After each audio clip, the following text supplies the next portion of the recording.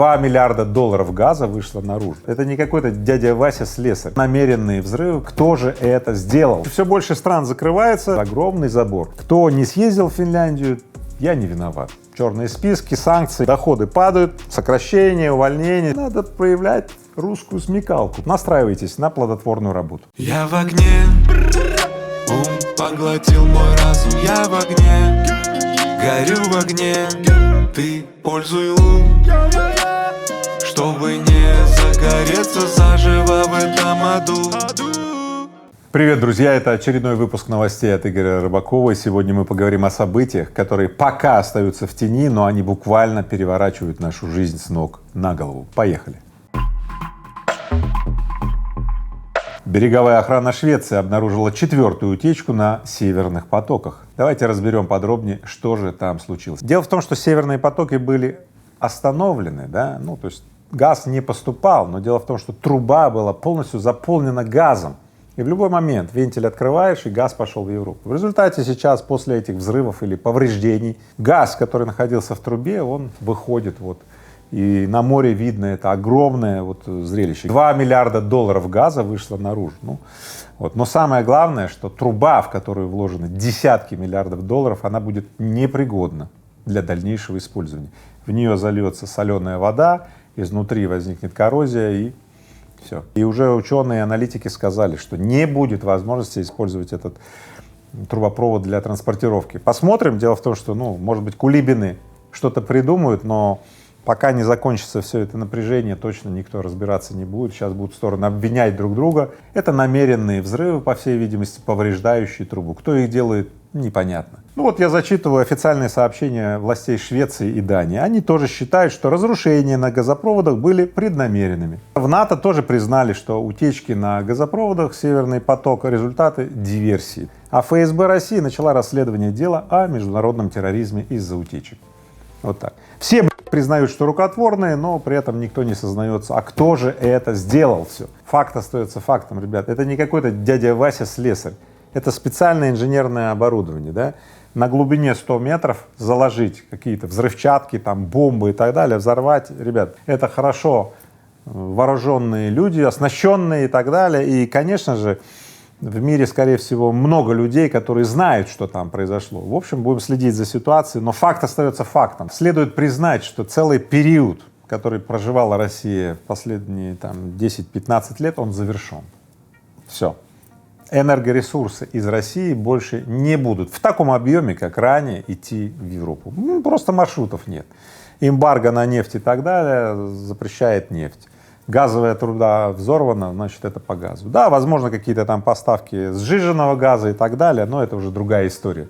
В общем, парадигма, что Россия ведущая энергетическая держава, временно прерывается. Дело в том, что пока Россия построит маршруты на восток, Китай, на Индийский океан и так далее, пройдут десятки лет. Это важнейшее экономическое событие, очень сильно повлияет на российский бюджет, на жизнь людей, на ваш непосредственный кошелек очень повлияет. Мы это почувствуем в 2023 году. Мы точно не умрем, сразу скажу, но ощутим этот экономический удар точно. А теперь другие, не менее тревожные новости. Европа и США готовят новые санкции.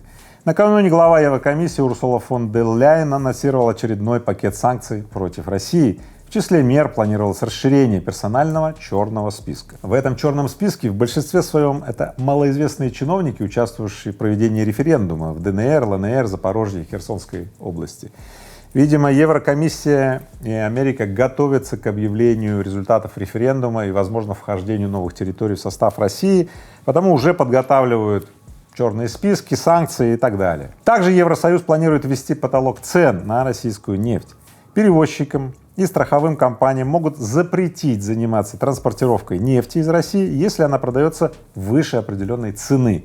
Также могут быть введены ограничения на новые контракты с Роснефтью, Газпромнефтью и Транснефтью. Ранее Путин заявлял, что если будут введены какие-то ограничения на цену, то просто Россия не будет поставлять нефть. Смотрите, газа уже не будет поставлять, труба взорвана, нефть ну, видимо, не будет поставлять, потому что не согласна будет на низкую цену и так далее. Вместе с тем появилась информация, что США могут запретить торговлю долларом в России. Будьте сейчас особо внимательны в рамках новых санкций.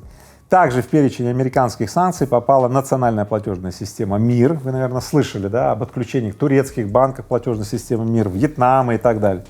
А агентство по страхованию вкладов и российские банки, им грозит новая волна отключений по SWIFT. Поэтому если у вас все еще есть долларовые, евровые счета или счета в валютах недружественных стран, поспешите от этого избавиться, потому что, ну, реально, эти деньги ваши могут быть просто заблокированы до времен, пока санкции Америки и отношения России не будут сняты. Ну, пока речь идет, наверное, о запрете торговли долларом, да, пока о евро нет запрета, поэтому если вы еще пока не готовы выходить из валюты, хотя бы поменяйте доллары на евро. Друзья мои, это все напоминает мне шоу «Труман». Россия живет 30 лет вот в таком шатре, который создали определенные архитекторы, которые сказали, что за то, что Россия поставляла нефть, газ, сырье на рынок, в Россию поставлялись айфоны и прочее вот это вот потребительское дребедень.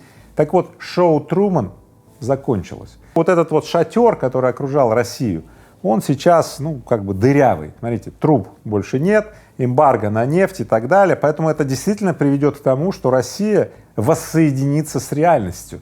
Теперь придется производить многие продукты самим. Ребята, это очень важно сейчас понимать. Это будет реально вызов для российской экономики, для российских экономических субъектов реализовать очень многие вещи в России, потому что мы банально не сможем их больше покупать нигде и привозить в Россию. Понятно? Поэтому, смотрите, мы точно не умрем, но напрячься придется. Если раньше мы просто сжимали булки и боялись, то теперь нужно будет сжимать булки и строить новые заводы, новые проекты, новые подходы, поэтому будет чем заняться. Настраивайтесь на плодотворную работу. Владимир Путин подписал указ, который дает правительству право запрещать грузоперевозки компаниям из недружественных стран. История вопроса. Дело в том, что уже давно в Европе запрещены перевозки по Европе транспортными компаниями из России и Беларуси. Да, российские грузовики едут до границы с Европой, там трак перецепляется к грузовикам, которые европейские, и поехали дальше. Вот и все. И, соответственно, Путин подписал указ, который вводит зеркальную, в общем-то, норму, как возможность вводить ответную реакцию. Вот. Ну, то есть, что такое изоляция? Это когда простраивается вот этот барьерный слой, и два больших анклава перестают общаться. Две больших, огромных экономики. Европа — это, знаете, это супердержава, Европейский Союз, и Россия, супердержава, они перестают торговать и общаться. Почему? Ну, один с одной стороны ввел вот эти вот барьеры, да, транспортные там, всякие там запреты и так далее, а другой как зеркально с другой стороны. И в результате вот этот вот барьерный слой образовался. Никакого забора нет, дорога есть, но проехать невозможно, потому что здесь одни грузовики не ездят, здесь другие и так далее. Я не знаю, на лошадях, что ли, мы будем торговать и так далее. Но, возможно, какие-то варианты найдутся, может быть, где-то будут договариваться. Во всяком случае, такой подход теоретически мотивирует, да, стороны искать какие-то там обходные или компромиссные решения, ну или отправит нас в еще большую такую вот самоизоляцию, да, назло всем откушу руку. То есть с обеих сторон такие чуваки сидят, все, я вот здесь, и другой, я вот здесь, и все, они перестают торговать, общаться. Европейский Союз, Россия, да, они, конечно, остаются абсолютными проигравшими в этой всей вот истории. Вот и все. Ну и, конечно же, Китай и Америка, да, становятся абсолютно выигравшими. Потому что чем слабее Россия и Евросоюз, тем сильнее Америка и Китай. Про инвестиции. Друзья мои, очень многие физические лица были очень обеспокоены, что с 1 октября введут запрет на возможность неквалифицированных инвесторов покупать акции на бирже. Это действительно очень такое вызывающее событие, потому что миллионы россиян, да, покупали акции, правда, которые упали в последнее время, но если бы им запретили и дали торговать на бирже, знаете, что было бы? Понятно, что бы было бы. Куча мошенничества, люди потеряли деньги и так далее. Поэтому регулятор установил лазейку. Он сказал: окей, Физическим лицам неквалифицированным нельзя покупать акции, а юридическим лицам, вне зависимости от наличия статуса квалифицированного инвестора, смогут покупать ценные бумаги недружественных эмитентов без ограничений. Опа!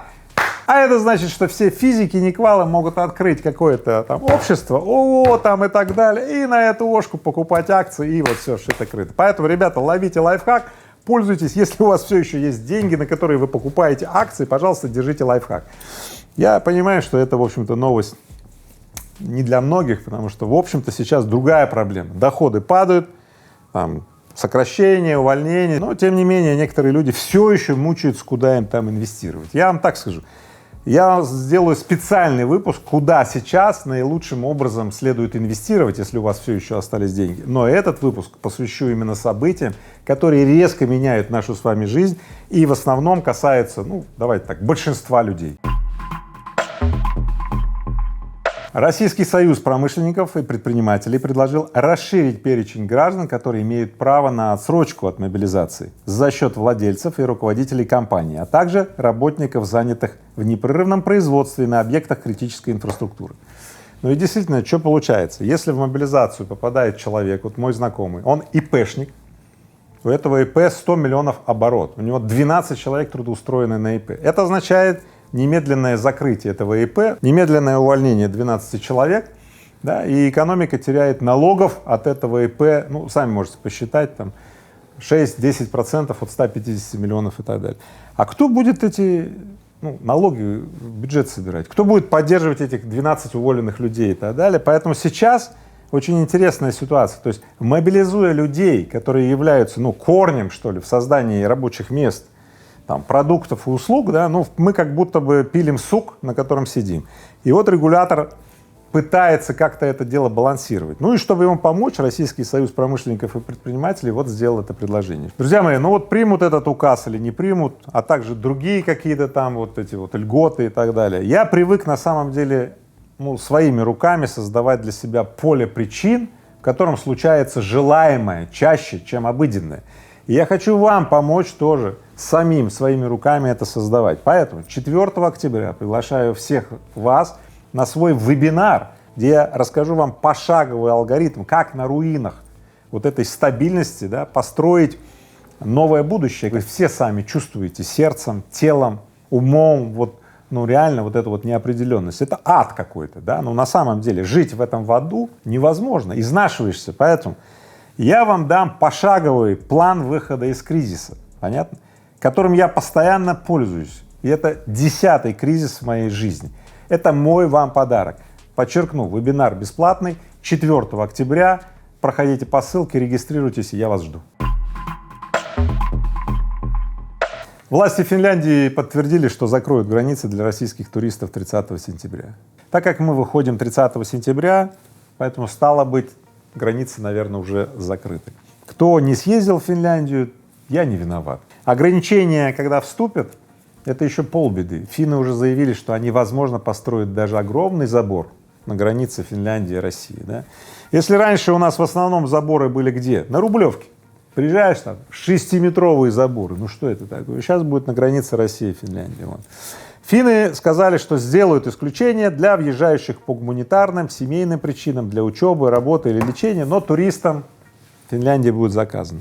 Дело в том, что в последнее время очень многие люди ездили транзитом через Финляндию, чтобы летать там в Европу, в другие страны и так далее. Теперь финский маршрут закрыт. Все больше стран закрывается. Норвегия, кстати, пока осталась, поэтому самые северные маршруты, пожалуйста, пока открыты, но надолго ли, непонятно. В общем-то, смотрите, в Карелии почти так же классно, как в Финляндии. Я надеюсь, что Карелия, которая была обделена, вообще говоря, вниманием российских туристов, которые, ехали там в финскую природу, там посмотреть на финских озерах, кстати, там прекрасно, да, теперь будут ехать в Карелию, да, и эти денежки оставлять, на которые там это карельский перешеек будет как-то благоустраиваться, потому что там, честно говоря, недоинвестирован. Поэтому, возможно, мы с вами встретимся теперь в Карелии, а не в Финляндии. Новости импортозамещения, что-то давно, кстати, их не было, да? Итак, вместо магазинов Лего в России откроется новая сеть «Мир кубиков». Новую сеть запустит группа компаний Inventive Retail Group, рассказал РБК президент группы Тихон Смыков. Тихон Смыков, вы уж, пожалуйста, сделайте так, чтобы это были такие хорошие кубики, да, а не вот такие, которые соединить невозможно. Знаешь, там молотком надо забивать. Я знаю эти русские конструкторы. Хрен соединишь. И когда я производителя спрашивал, а чего вы такие конструкторы-то выпускаете? Их же вот, даже взрослый не может собрать. Он говорит, а надо проявлять русскую смекалку.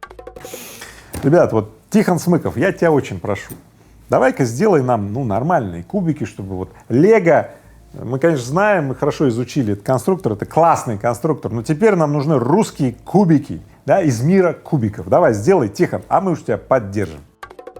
Я думал, Тихон будет нам делать русские кубики, а тут решил прочитать новость дальше, а тут написано, что первые магазины мира кубиков, да, в них будет продаваться продукция Лего, ввезенная в Россию по параллельному импорту и товары других производителей. Но неужели мы кубики Лего не можем произвести?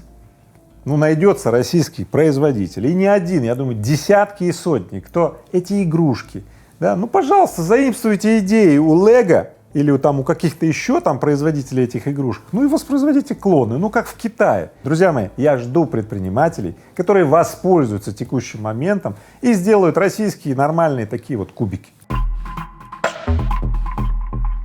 Кредитные каникулы все-таки ввели. Госдума приняла сразу во втором и третьем чтениях закон о представлении кредитных каникул по потребительским и ипотечным кредитам и займам мобилизованным гражданам, участникам специальной военной операции и членам их семей. В прошлых выпусках я сетовал на то, что могут затянуть принятие этого закона. И вот закон принял. Это пример того, как можно быстро и профессионально выполнять свою работу. Уже поступили разъяснения Центрального банка, как выполнять этот закон и так далее. Единственное, появились вот сообщения о том, что мужчинам, вот те, кто попадает под потенциал мобилизации, перестали давать сейчас кредиты, ну, чтобы типа не реструктуризировать потом, видите. Всегда на фоне таких вещей поступают, вот видите, вот разнонаправленные сообщения. Но, тем не менее, я так скажу, закон достаточно детально прописывает, какие кредитные каникулы могут быть, поэтому тех, кого интересуют вот рассрочки или там кредитные каникулы, вовремя обратитесь, подавайте заявление, достаточно жестко и четко есть предписано, какие сроки рассматриваются эти заявления и так далее. Чтобы воспользоваться этим законом, ознакомьтесь с ним в соответствующих источниках. Кредитные каникулы — это, конечно же, хорошо, однако все равно проценты платить и так далее. Я все-таки сторонник того, чтобы мы совмещали, да, пользовались правами, которые у нас есть, на льготы, на реструктуризации и так далее, а еще и сами делали так, чтобы нам становилось лучше. Поэтому напоминаю еще раз, 4 октября приходите на антикризисный вебинар «Как на руинах стабильности построить свое новое будущее». Бесплатно подарю вам свою антикризисную программу. Напомню, это 10-й кризис моей жизни. И я отгружу вам бесплатно все свои подходы, как я действую, как я рекомендую своим ученикам действовать. Ты сможешь воспользоваться этой программой. 4 октября вебинар, ссылку здесь под этим видео размещу. Ну и, конечно же, я хотел бы вам пожелать вот чего. Давайте вместе размножать хорошее, пусть плохому места просто не останется. Я в огне, ум поглотил мой разум. Я в огне, горю в огне. Ты пользуй лун, чтобы не загореться заживо в этом аду.